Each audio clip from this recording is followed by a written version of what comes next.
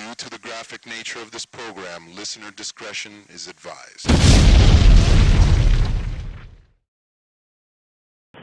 Okay, so I'm trying out yet another new way. I actually have my cell phone in my pocket recording the audio. Let's see how well it does there. I haven't gotten any complaints yet, but then again, I haven't gotten any views. I'm purposely not pimping these vlogs. I'm just letting them happen. I'm hoping people discover them on their own. I know it's a little different. It's a little odd. You know, the audio quality on the last couple of videos, I apologize, weren't that great. So I'm trying to see what the deal is with the microphone, or maybe I can mix the microphone from the cell phone to the microphone in the camera. So, you know, I think it's pretty unique. I've never seen anything like it. I am ripping off a little bit of Vic DiBitetto. Like I said, I love his videos.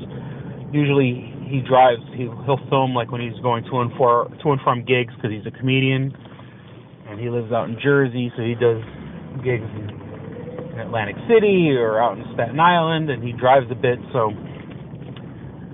these are sort of my little vignettes that I record on my way to work, and it's perfectly timed because, one, the video memory only allows me about 15 minutes anyway on the high quality, and I can't make videos over 15 minutes anyway. So if I lose the audio, I'll have the backup on my phone. Hopefully it's not rubbing against the clothes or anything like that, but if it does, I'll figure out something else. Maybe I'll put a little what they call a lavalier microphone. Basically, those little clip-on microphones that like the news reporters wear. But you could just get one of those real cheap. Just use the microphones, the little hands-free ones that comes with the headsets. On most earbuds you can buy now have the little microphone that people used to talk into. And with the windows closed, the audio should be just fine. I don't know what I'm going to do when the weather gets a little warmer, because right now, it's beautifully sunny, but it's less than 32 degrees outside, and so when the weather gets warm, I usually like to drive with my windows down. So I don't know if that means I'm going to be doing less vlogs, or I don't know, just suffer through the 15-minute drive on the way to work. But I kind of wanted to do a little bit about. I know I did one about dating sites, and I always find it funny when you hear a girl. I've been in the friend zone so many times. There have been so many women that I've wasted time and money and energy on, where, for their attention, to be, hopefully trying my best to be their boyfriend, I would drive them around. There was a girl that I was in the friend zone of, where I would get up before school. She had to go to college, and we were at that age. So I used to get up in Manhattan, drive out to Queens, pick her up. This is in the morning, mind you. I worked evenings, and I didn't get home till about midnight. But I would still wake up around 7 o'clock in the morning or 6 o'clock in the morning, go pick her up, take her to school, then come back home. And then depending on the day, I would maybe even pick her up from school and then take her home. And mind you, this girl wasn't my girlfriend. This was just a girl that I really, really liked, and I was trying to get into her pants. And, and what kind of pisses me off is that, girls don't realize, like, oh, what a wonderful, friendly thing to do. No, we're not friends. We're not, we're friendly, and I'm being nice because I want to get into your panties. But it's not about, are women that brainwashed that they don't know, oh, this guy's being nice to me because he wants to fuck me? And actually, it would make life a lot easier, because if you honestly thought that, oh, people are just nice, oh, he's just a nice guy. No, there's no such thing as a nice guy. And even if that's the case, you're kind of taking advantage of it. You should tell it, if you have a nice guy in your life, oh, maybe you shouldn't be coming around, picking me up. But then again, who's going to turn down a free ride to school? As opposed to, schlepping on the fucking subway or paying money out of your own pocket, and there was times where like I would purposely get there early, and like she would get out late. I mean, that's just one example. Trust me, that was just one in many girls that I was. When you're a guy like me and you're kind of heavy set, I mean, you're not really used to getting attention from women. So the minute anybody gives you like the slightest bit of attention or affection or anything like that, like you jump like a dog. And unfortunately, there are women who take advantage of it. And and I know there's quick to say, oh well, no, you offered whatever. No, you should don't be a fool. You either taking advantage of someone and that makes you a fucking horrible person, or you're such a fucking fool that you don't realize that this person is throwing themselves at you, and maybe you should set some boundaries. So you have these women that go, oh, I only like you as a friend. And I like you like a brother. You're like a brother to me, which is a nice way of saying I don't want to fuck you. They have that's the worst. When and actually I wish women would share that kind of honesty, because they would go, you're such a good friend.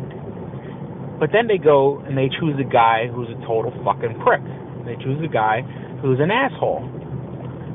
And then they want and a lot of women say, oh, I want my boyfriend to be my best friend. I want my partner to be my best friend.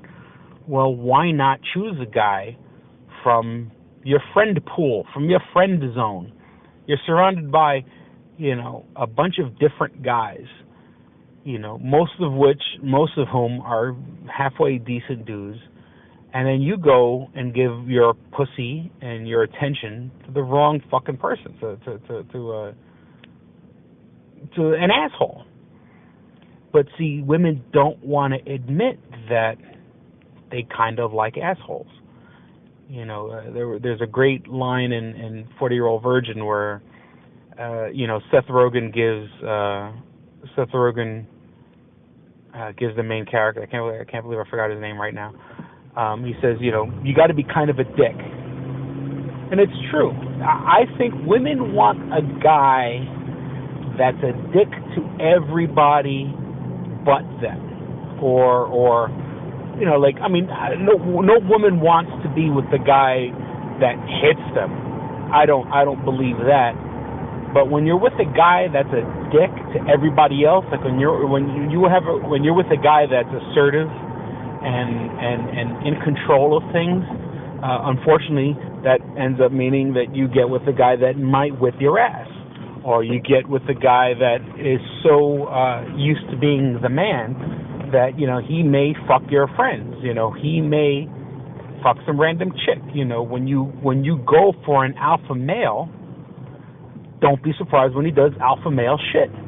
And I've always been the furthest thing from alpha male. I don't think I'm like a punk or a bitch, but I've never been an alpha male. When it comes to certain things, I have confidence in, because I like technology and shit like that. I'm pretty secure in my knowledge. I don't think I'm a bad looking guy. I'm average at best. I mean, I know this goatee is fucking repellent to women. I understand that. And that's sort of like, it sort of tests the waters. It lets me know, obviously, if I get with some woman and she fucking, gets with me looking like this, obviously looks aren't her fucking, looks aren't that important. Which they say, you want a man with I want a man with a sense of humor. It's bullshit. It's all fucking bullshit. You want a guy that's kind of a dick, and hopefully he has a sense of humor, or you want a guy with money, and hopefully he has a sense of humor, or you want a guy with a, nice car or a nice job or whatever the case may be, and hopefully he has a good personality. Hopefully he has a good sense of humor. And so, I've spent many years, and like I said, I've been single, and I'm even sluts don't give me a chance. I know girls that that have I've known girls that basically give it up to any fucking guy, but have never given it up to me. And I mean, maybe because a little part of me is like, I'm still kind of like respectful. You know, I'm not gonna take something. But you know, it's like, it's so weird that, you know, I've known girls that have fucking, you know, I know you're promiscuous. You know, why don't you just be promiscuous with me? You know, but that's neither here or there, because if that was the case, it would just be a sex thing. And I know it sounds weird. I am looking for more of a relationship right now. I mean, sex, of course, is super important, but, you know, it really shouldn't be everything, and it can't be everything. You know, you have to be with somebody. You know, I want to be with someone that has a fucking job. You know, I want to be with somebody that has a sense of responsibility, a sense of being on a team, you know. And I have friends that are in, you know, decent marriages, and you know, but then you kind of, when you really look at it, I mean, it's not always the grass is always greener. I mean, there's always some sort of thing you have to give away. Like, you know, mostly, you know, guys that are in relationships like that, like, you know, you lose a lot of your individuality. You lose a lot of your free time. Your free time is now, you know, gone because you have to go and make your spouse happy. You know, you know, heavens forbid you have any free time of your own, or downtime, or you know, now you're stuck, and she's happy because you're going with her to all the fucking family events, and you're dealing with her, you know, her mom and her dad and her brothers and sisters and cousins and shit like that.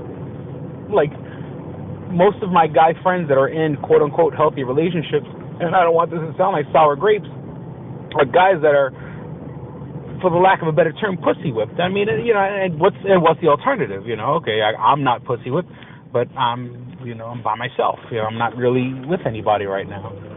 So you got to weigh the pros and cons. So I'm here at work. I'll bid you adieu. Don't be a stranger.